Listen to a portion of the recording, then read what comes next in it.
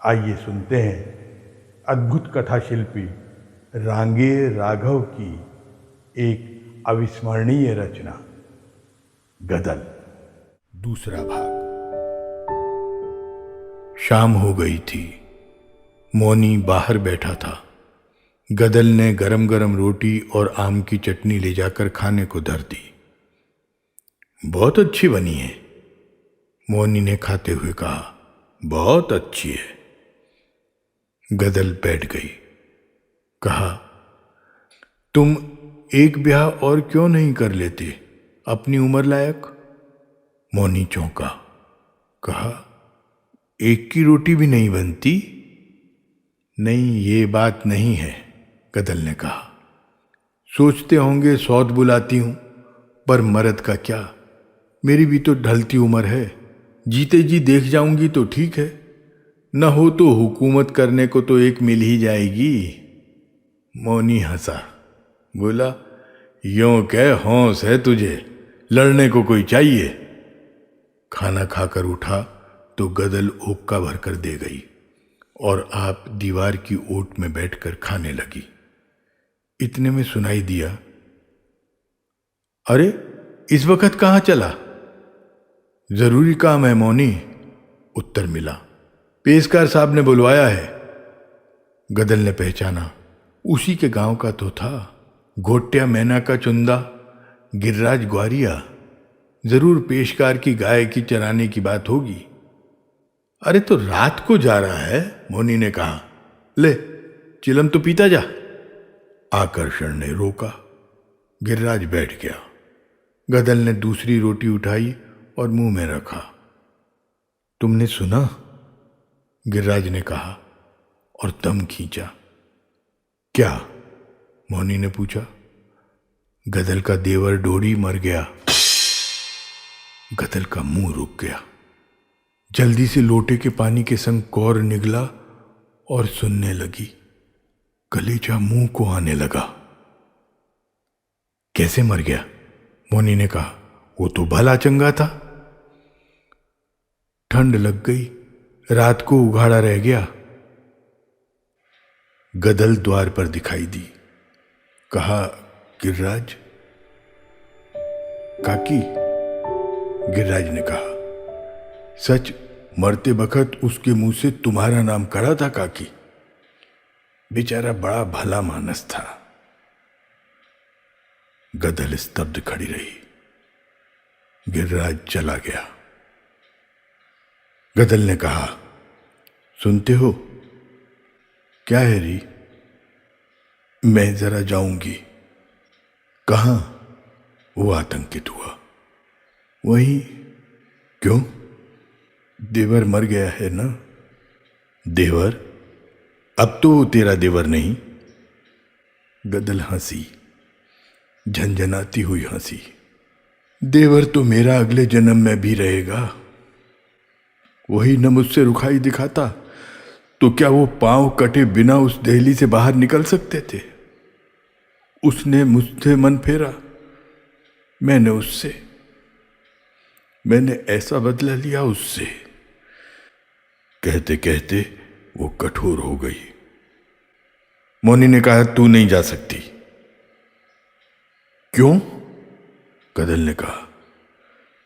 तू रोकेगा? अरे मेरे खास पेट के जाए मुझे न रोक पाए। अब क्या है? जिसे नीचा दिखाना चाहती थी वही नहीं रहा। और तू मुझे रोकने वाला है कौन? अपने मन से आई थी, रहूंगी नहीं रहूंगी। कौन तूने मेरा मोल दिया है? इतना तो बोल भी लिया तू। जो होता मेरे उस घर में तो जीभ कड़वा लेती तेरी। अरे चल चल। मौनी ने हाथ पकड़कर उसे भीतर धकेल दिया और द्वार पर खाट डालकर लेटकर हुक्का पीने लगा। गदल भीतर रोने लगी, परंतु इतनी धीरे कि उसकी सिसकी तक मौनी नहीं सुन सका। आज गदल का मन बहा जा रहा था। रात का तीसरा पहर बीत रहा था। मौनी की नाक बज रही थी। गदल ने पूरी शक्ति लगाकर छप्पर का कोना उठाया और सांपिन की तरह उसके नीचे से रेंग कर दूसरी ओर कूद गई। मौनी रह रहकर तड़पता था। हिम्मत नहीं होती थी कि जाकर सीधे गांव में हल्ला करे और लठ के बल गदल को उठा लाए। मन करता सुसरी की टांगें तोड़ दे। दुल्लो ने व्यंग्य भी किया कि उसकी लुगाई भागकर नाक कटा गई है। खून का सा घूंट पीकर रह गया। गुजरों ने जब सुना तो कहा, अरे बुढ़िया के लिए खून खराबी कराएगा? अभी तेरा उसने खर्च ही क्या कराया है? 2 जून रोटी खा गई है, तुझे भी तो टिक्कड़ खिलाकर ही गई है। मौनी का क्रोध भड़क गया। घोटिया का गिर्राज सुना गया था। जिस वक्त गदल पहुंची, पटेल बैठा था। निहाल ने कहा था, खबरदार भीतर पाँव न धरियो, क्यों लौट आई है? पटेल चौंका था। बोला, अब क्या लेने आई है बहू? गदल बैठ गई। कहा, जब छोटी थी तभी मेरा देवर लठ बांध मेरे खसम के साथ आया था। इसी के हाथ देखती रह गई थी मैं तो। सोचा था मर्द है, इसकी छत्तर छाया में जी लूंगी। बताओ पटेल, वही जब मेरे आदमी के मरने के बाद मुझे न रख सका तो क्या करती? अरे मैं न रही तो इनसे क्या हुआ? 2 दिन में काका उठ गया ना। इनके सहारे मैं रहती तो क्या होता? पटेल ने कहा, पर तूने बेटा बेटी की उम्र न देखी बहू। ठीक है, गदल ने कहा, उम्र देखती की इज्जत। ये कहो, मेरी देवर से रार थी, खत्म हो गई। ये बेटा है। मैंने कोई बिरादरी के नेम के बाहर की बात की हो तो रोक कर मुझ पर दावा करो, पंचायत में जवाब दूंगी। लेकिन बेटों ने बिरादरी के मुंह पर थूका, तब तुम कहां थे? सो कब? पटेल ने आश्चर्य से पूछा। पटेल न कहेंगे तो कौन कहेगा? 25 आदमी खिलाकर निपटा दिया मेरे मर्द के कारज में। पर पगली, वो तो सरकार का कानून था। कानून था? गदल हंसी। सारे जग में कानून चल रहा है ना पटेल। दिन दिहाड़े भैंस खुलकर लाई जाती है। मेरे ही मर्द पर कानून था। यो न कहोगे बेटों ने सोचा दूसरा अब क्या धरा है, क्यों पैसा बिगाड़ते हो? कायर कहीं के। निहाल गरजा, कायर? हम कायर, तू सिंगनी। बोल। वो भी चिल्लाई, जा बिरादरी कारज में नौत दे काका के। निहाल सक पका गया। बोला, पुलिस? गदल ने सीना ठोक कर कहा, बस लुगाई बकती है। पटेल ने कहा, गोली चलेगी तो? गदल ने कहा, धर्म धुरंधरों ने तो डुबो ही दी, सारा गुजरात ही डूब गया। माधो, अब किसी का आसरा नहीं, कायर ही कायर बसे हैं। फिर अचानक कहा, मैं करूं प्रबंध? तू? निहाल ने कहा, हां मैं। और उसकी आंखों में पानी भर आया। कहा, वो मरते बखत मेरा नाम लेता गया है ना, तो उसका प्रबंध मैं ही करूंगी। मौनी आश्चर्य में था। गिरिराज ने बताया था कि कारज का जोरदार इंतजाम है। गदल ने दरोगा को रिश्वत दी है, वो उधर आएगा ही नहीं। गदल बड़ा इंतजाम कर रही है। लोग कहते हैं उसे अपने मर्द का इतना गम नहीं हुआ था जितना अब लगता है। गिरिराज तो चला गया था, पर मौनी में विष भर गया था। उसने उठते हुए कहा, तो गदल तेरे भी मन की होने दूं सो गोला का मौनी नहीं। दरोगा का मुंह बंद कर दे, पर उससे ऊपर भी एक दरबार है। मैं कस्बे में बड़े दरोगा से शिकायत करूंगा। कारज हो रहा था। पातें बैठती, जीमती, उठ जाती और कढ़ाव से पुए उतरते जाते। बाहर मर्द इंतजाम कर रहे थे, खिला रहे थे। निहाल और नारायण ने लड़ाई में महंगा नाज बेचकर जो घड़ों में नोटों की चांदी बनाकर डाली थी वो निकली और बोहरे का कर्ज चढ़ा। पर डांग में लोगों ने कहा, गदल का ही बूता था, बेटे तो हार बैठे थे। कानून क्या बिरादरी से ऊपर है? गदल थक गई थी, औरतों में बैठी थी। अचानक द्वार में सिपाही सा दिखा। बाहर आ गई। निहाल सिर झुकाए खड़ा था। क्या बात है दीवान जी? गदल ने बढ़कर पूछा। स्त्री का बढ़कर पूछना देख दीवान सकपका गया। निहाल ने कहा, कहते हैं कारज रोक दो। सो कैसे? गदल चौंकी। दरोगा जी ने कहा है, दीवान जी ने नम्र उत्तर दिया। क्यों?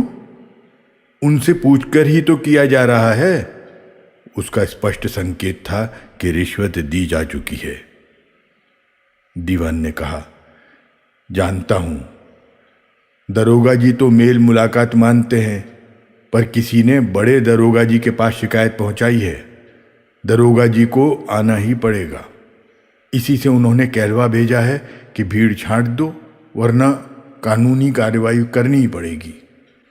क्षण भर गदल ने सोचा, कौन होगा वो? समझ नहीं सकी। बोली, दरोगा जी ने पहले नहीं सोचा था ये सब? अब बिरादरी को उठा दे। दीवान जी तुम भी बैठकर पत्तल परोसवा लो, होगी सो देखी जाएगी। हम खबर भेज देंगे। दरोगा आते ही क्यों हैं? वे तो ठहरे राजा। दीवान जी ने कहा, सरकारी नौकरी है, चली न जाएगी। आना ही होगा उन्हें। तो आने दो। गदल ने चुभते स्वर से कहा, आदमी का वचन एक बार का होता है, हम बिरादरी को नहीं उठा सकते। नारायण घबराया। दीवान जी ने कहा, सब गिरफ्तार कर लिए जाएंगे, समझी? राज से टक्कर लेने की कोशिश मत करो। अरे तो क्या राज बिरादरी से ऊपर है? गदल ने तमक कर कहा, राज के पीछे तो आज तक पिसे हैं, पर राज के लिए धर्म नहीं छोड़ देंगे। तुम सुन लो, तुम धर्म छीन लो तो हमें जीना हराम है। गदल के पांव के धमाके से धरती चल गई। 3 पातें और उठ गईं। अंतिम पात थी। निहाल ने अंधेरे में देखकर कहा, नारायण जल्दी कर, 1 पात बची है ना? गदल ने छप्पर की छाया में से कहा, निहाल। निहाल गया। डरता है? गदल ने पूछा। सूखे होंठों पर जीभ फेरकर उसने कहा, नहीं, मेरी कोख की लाज करनी होगी तुझे।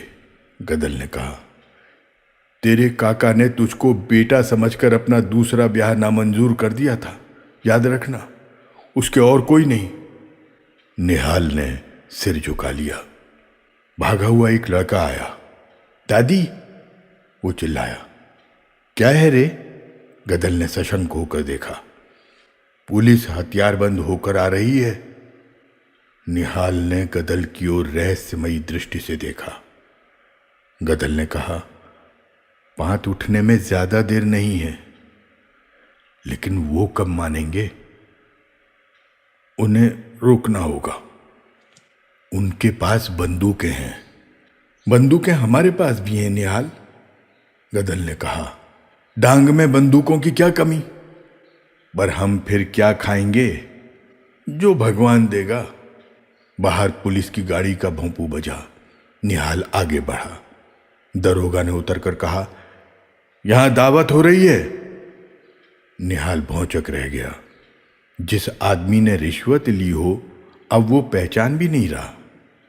हां हो रही है, उसने क्रुद्ध स्वर में कहा।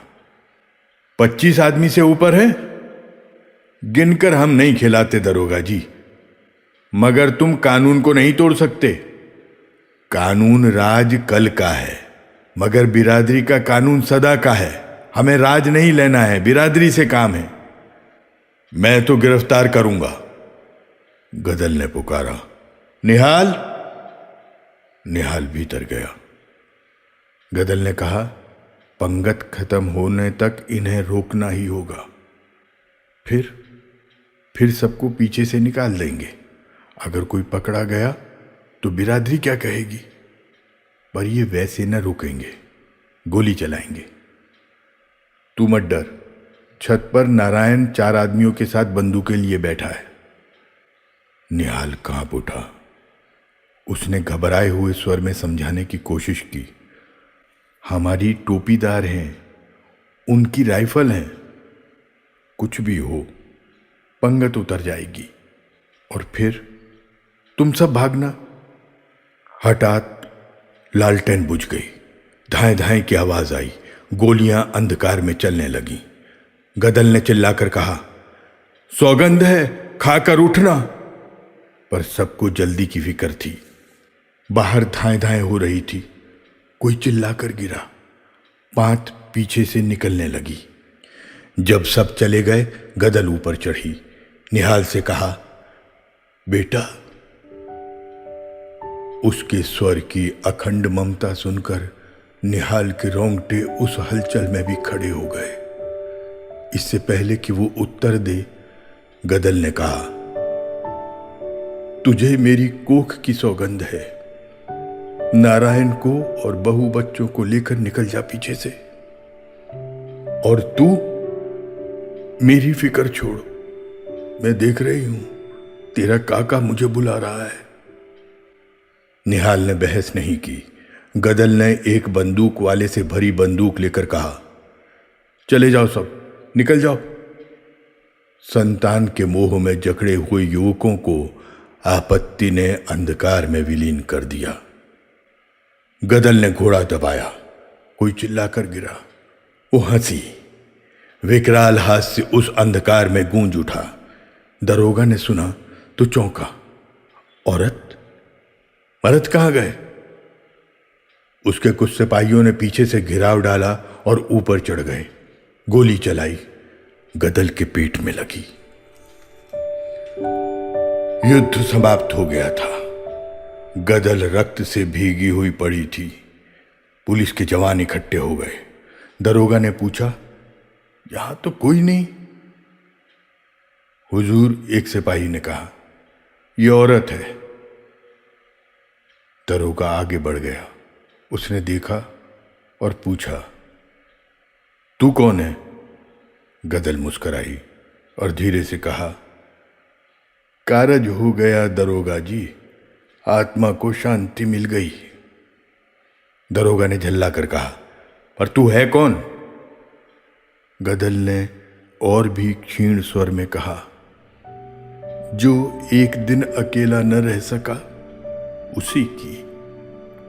और फिर लुढ़क गई। उसके होंठों पर मुस्कुराहट ऐसी ही दिखाई दे रही थी जैसे अब पुराने अंधकार में जलाकर लाई हुई पहले की बुझी लालटेन।